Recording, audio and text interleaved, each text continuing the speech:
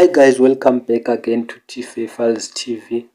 Tauya nedzimwe nyaya dziri kutenderera dziri kupisa. Latest news, Madam Boss emunongoziva mega vakasununguka mwana musikana, asi tisakanganwe guys kuti Mofela is not on the picture and is nowhere to be found. It shows that kuti mwana vari kutsika vari kuti haasi wavo. Mofela akazviramba and naizvozvo is nowhere to be found. Madam Boss vakatomboisawo zvimwe screenshot vaita kunge vaitaura naye live, vanhu vakati iye vaita photoshoot chichi, asi nyaya yataura nayo ndezvekuti ndeyekuti Madam Boss vakasununguka mwana musikana, saka vasati vasununguka vaingoitawo vaidedzera kuti kune vanhu please comment down below mutiudzewo kuti mwana ndingamupe zita rakaita sei. Saka aripo mumwe mukadzi akapawo Madam Boss mwana zita ravo iro rinonzi Dzabu, ratenderera razara. Saka Madam Boss vadedzera kuti ngaauye. Mukadzi wachona akauya aine murume wake nemwana wavo.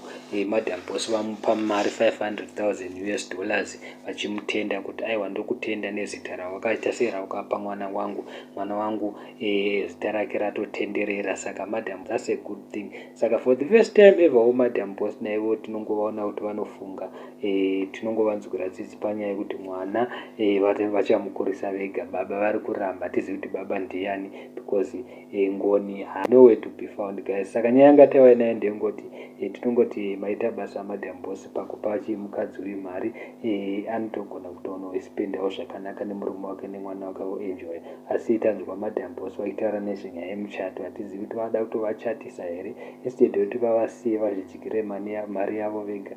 Madam Boss naivo vakangwarisira padivi, asi tinongokutendai Madam Boss nezvamaita because it means a lot. Naivo vachaonawo zvakuita. Thank you so much guys.